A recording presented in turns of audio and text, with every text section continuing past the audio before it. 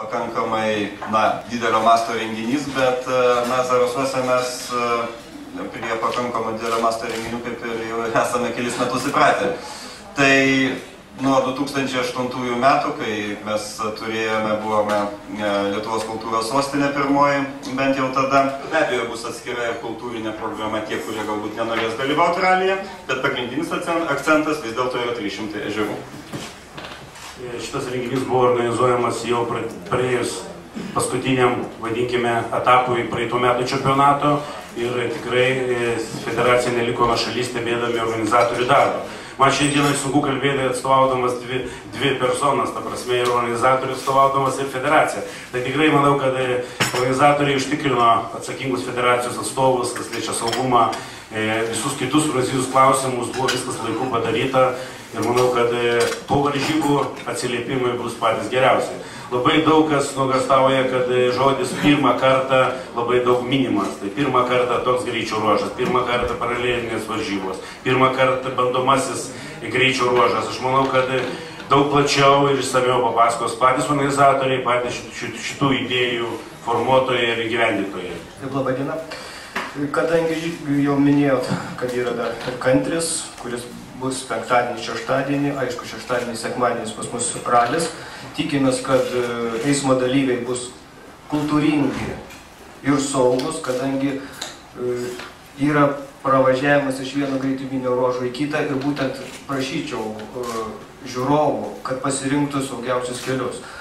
Mūsų pareigūnai, aišku, dirbs ir stengsis jiems padėti, nes visgi pravažiavimas pagrindiniais keliais gali kai kur būti ir sunkesnis, nes yra, žinot, ir kelio remontas, ir Zarasų mieste yra remontai, todėl kai kada gal yra geriau pasirinkti šalutinius kelius, gal jie ne tiek patogus yra, bet jais galima greičiau nuvažiuoti ir saugiau.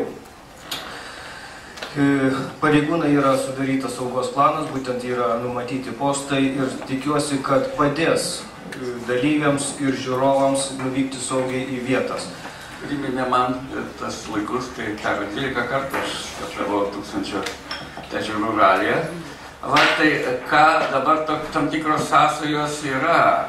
Ir labai sprendžiant iš to pasiruošimo, kaip rimtai, Rolandas Dovidaitis nieko nerimtai nedaro.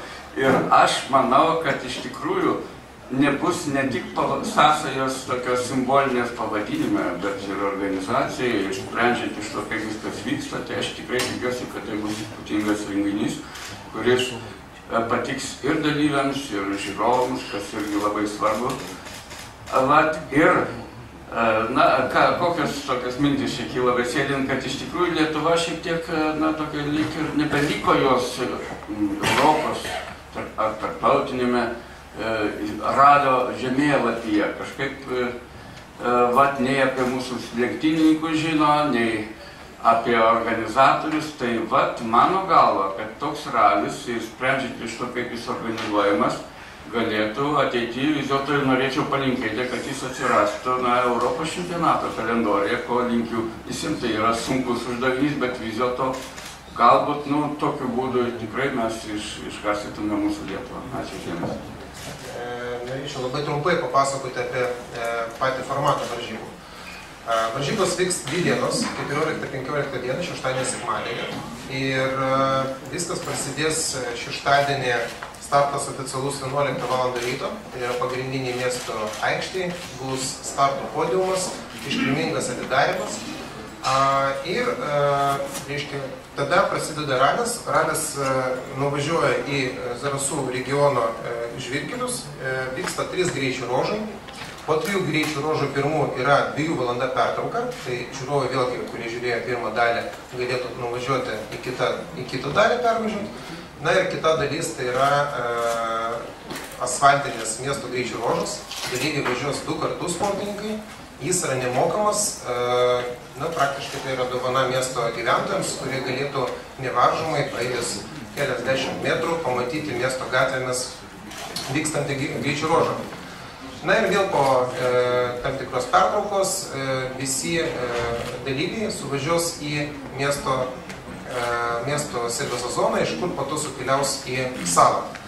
Sala, tai saloje vyks, iš tikrųjų reikia paminėti atskirai, tai yra specialusios greičių ruožas, kuris vyks pirmos ir antros dienos pabaigoje. Jis įdomus to, kad visų pirma, tai pirmą kartą vyksta paralelinės lenktynės, automobiliai startuos dviračio trieko principu skirtingose pusėse ir persekės vienas kitą, bet visą šitą dalyką iš tikrųjų pagražina du dirbtiniai tramplynai. Per testus, kurie atlikome mes praeitą savaitę, automobiliai nuo tų tramplinų dirbtinių nuskrinda apie 30 metrų. Tai įvertinus, kad važiuoja du automobiliai ir kad jeigu važiuoja apylygiai, tas šuolis yra sinchroninis, tai iš tikrųjų yra puikus renginys visiems.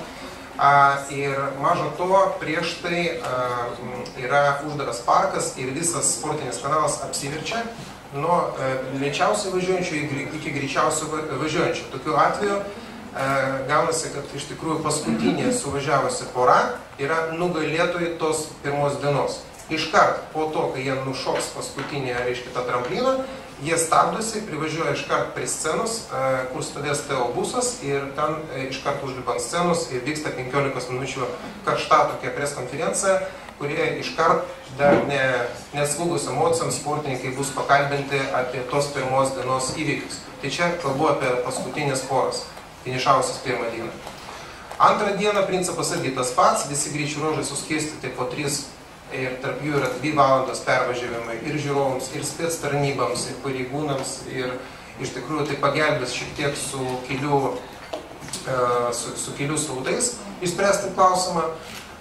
Na ir turbūt pagrindinius akcentus reikia sudėti į 3 traukos taškus. Tai pirmas greičių ruožas antrąjį dieną, sekmadienį, kuris vyksta, jeigu aš neklystu, apie 7 ryto, prasideda jisai. Tai yra Top Speed arena arba didžiausio greičio arena. Toj vietoje yra Gražutės nacionalinis parkas, miškas. Miške yra 500 metrų tiesioji, kuri pabaigoje yra tramplinas.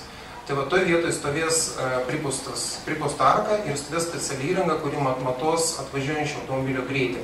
Nušokus automobiliu, jinai dar rodys 10 sekundžių tą greitį ir tokiu būdu mes matuosime, kokiu greičiu įveikinėja šitą ruožą sportininkai ir didžiausią greitį išvystys sportinis automobilis ir ekipažas gaus atskirą nominaciją, atskirą prizą.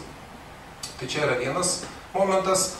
Antras traukos taškas yra didžiausias šitam ralyje tramplinas, kuris irgi taip ir vadinasi Big Jump. Tai irgi yra arena, kuri yra paruošta žiūrovams, kur yra apšoninis privažiavimas, didžiulis parkingas ir kur iš tikrųjų sportininkai važiuos net 2 kartus.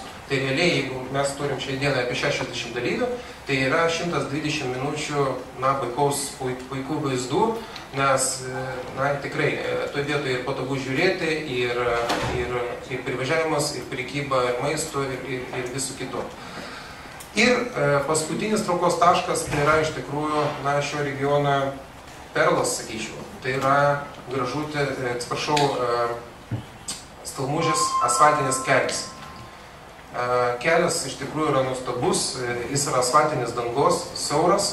Šitam kely yra 17 šokamų tramplinų. Tai kai kurie jau juokauja, kad automobilis daugiau ore praleis negu ant žemės šitam greičių ruože.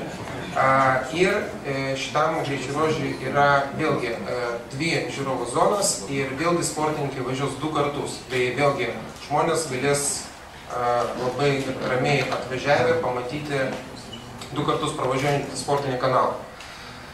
Na ir po šitos sekcijos, po 3 greičių ruožų, vėlgi visi galės suvažiuoti į miesto salą, į Zaraso ežero didžioją salą, kurioje vyks paskutinis greičių ruožas. Tai yra tas pats greičių ruožas, kuris vyko šeštadienį vakare, kur iš esmės kuris apspręs nugalėti iš renginio pusės ir iš visumos, jeigu žiūrėti iš bendros pozicijos. Tai yra pats optimaliausias ir pasaulyje aprobuotas formatas ir aš tikiuosi, kad kitais metais šitas formatas išliks ir šitas renginys tik, sakykime, įgaus tą ekskliuzyvumą ir ypatingą dvasią. Ir žiūrovai galės dar grįžti į šitą regioną. Ačiū.